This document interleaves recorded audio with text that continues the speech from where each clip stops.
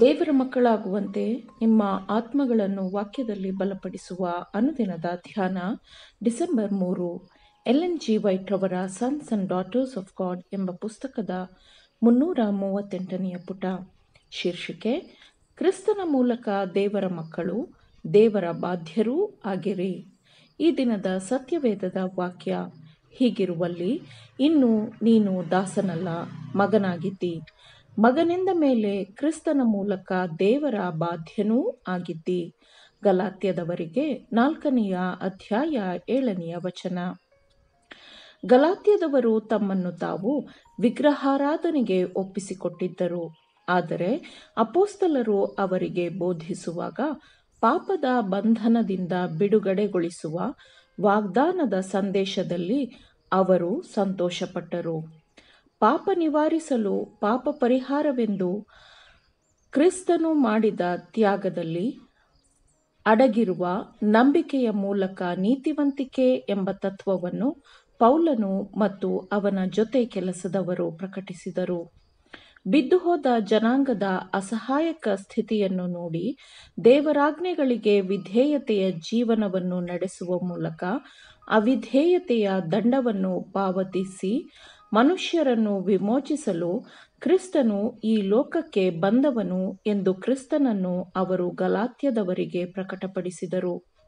ಮತ್ತು ಹಿಂದೆಂದೂ ನಿಜವಾದ ದೇವರ ಬಗ್ಗೆ ತಿಳಿಯದ ಅನೇಕರು ಶಿಲುಬೆಯ ಬೆಳಕಿನಡಿಯಲ್ಲಿ ತಂದೆಯ ಪ್ರೀತಿಯ ಶ್ರೇಷ್ಠತೆಯನ್ನು ಅರ್ಥಮಾಡಿಕೊಳ್ಳಲು ಪ್ರಾರಂಭಿಸಿದರು.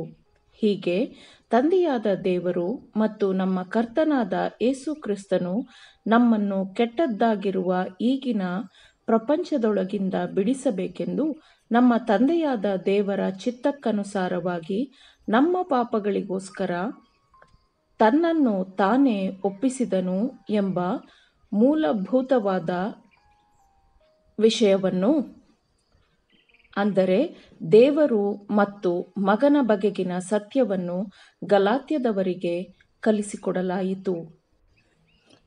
ಸಹೋದರರೇ, ನೀವೂ ನನ್ನ ಹಾಗೆ ಆಗಬೇಕೆಂದು ನಿಮ್ಮನ್ನು ಬೇಡಿಕೊಳ್ಳುತ್ತೇನೆ ಎಂದು ಗಲಾತ್ಯದವರಿಗೆ ಅವನು ಹೇಳುವಷ್ಟರ ಮಟ್ಟಿಗೆ ಪೌಲನ ಜೀವನ ಶೈಲಿಯು ಗಲಾತ್ಯದವರ ನಡುವೆ ಮಾದರಿಯಾಗಿತ್ತು.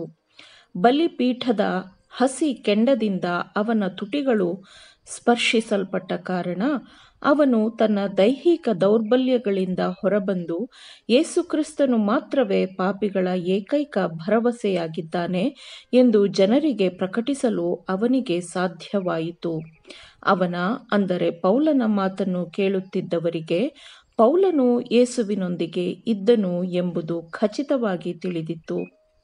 ಉನ್ನತದಲ್ಲಿರುವವನಿಂದ ಅಧಿಕಾರವನ್ನು ಪಡೆದುಕೊಂಡಿದ್ದ ಅವನು ಆತ್ಮಿಕ ವಿಷಯಗಳನ್ನು ಆತ್ಮಿಕ ವಿಷಯಗಳೊಂದಿಗೆ ಹೋಲಿಸಲು ಸಮರ್ಥನಾಗಿದ್ದನು ಮತ್ತು ಸೈತಾನನ ಭದ್ರವಾದ ಬಲೆಯನ್ನು ಹರಿದುಹಾಕುವ ಸಾಮರ್ಥ್ಯವನ್ನು ಹೊಂದಿದ್ದನು. ತನ್ನ ಒಬ್ಬನೇ ಮಗನನ್ನು ತ್ಯಾಗ ಮಾಡುವಲ್ಲಿ ದೇವರು ಪ್ರಕಟಪಡಿಸಿದ ಪ್ರೀತಿಯನ್ನು ಪೌಲನು ಬೋಧಿಸುವಾಗ ಹೃದಯಗಳು ಒಡೆದು ಹೋಗುತ್ತಿದ್ದವು ಮತ್ತು ನಾವು ರಕ್ಷಣೆ ಹೊಂದಬೇಕಾದರೆ ಏನು ಮಾಡಬೇಕು ಎಂದು ವಿಚಾರ ಮಾಡುವಂತೆ ಅದು ಅನೇಕರನ್ನು ನಡೆಸುತ್ತಿತ್ತು. ನಮ್ಮನ್ನು ದೇವರೊಂದಿಗೆ ಒಂದುಗೂಡಿಸಲು, ಸಮಾಧಾನಪಡಿಸಲು ಶಿಲುಬೆಯು ನಮ್ಮನ್ನು ದೇವರ ಬಳಿಗೆ ಕರೆತರುತ್ತದೆ. ತಂದೆ ಪ್ರೀತಿಯೆಂಬ ಮರುಕದ ಪ್ರೀತಿಯಿಂದ ಯೆಹೋವನು ಕಷ್ಟಪಡುವವರನ್ನು ನೋಡುತ್ತಾನೆ. ತನ್ನ ಮಗನು ಪಾಪ ಮಾಡಿರುವ ಜನಾಂಗವನ್ನು ನಿತ್ಯ ನಾಶನದಿಂದ ತಪ್ಪಿಸಲು ಕಷ್ಟವನ್ನು ತಾಳಿಕೊಂಡನು ಎಂಬುದನ್ನು ಪರಿಗಣಿಸಿ ದೇವರು ತನಗೆ ಪ್ರಿಯನಾದವನಲ್ಲಿ ನಮ್ಮನ್ನು ಸ್ವೀಕರಿಸುತ್ತಾನೆ. ಆಮೇನ್. ದೇವರ ವಾಕ್ಯಗಳನ್ನು ಶ್ರದ್ಧೆಯಿಂದ ಆಲಿಸುವವರು, ಪಾಲಿಸುವವರು ಆಗಬೇಕೆಂದು ನಿಮ್ಮನ್ನು ಉತ್ತೇಜಿಸುತ್ತೇನೆ. ಪರಿಶುದ್ಧಾತ್ಮನ ಸಹಾಯದಿಂದ ಆಲಿಸಿದ ನಿಮ್ಮೆಲ್ಲರಿಗೂ ಧನ್ಯವಾದಗಳು. ಮತ್ತೆ ದೈನಂದಿನ ಧ್ಯಾನಕ್ಕಾಗಿ ನಾಳೆ ಸಂಧಿಸೋಣ. ಆಮೇನ್.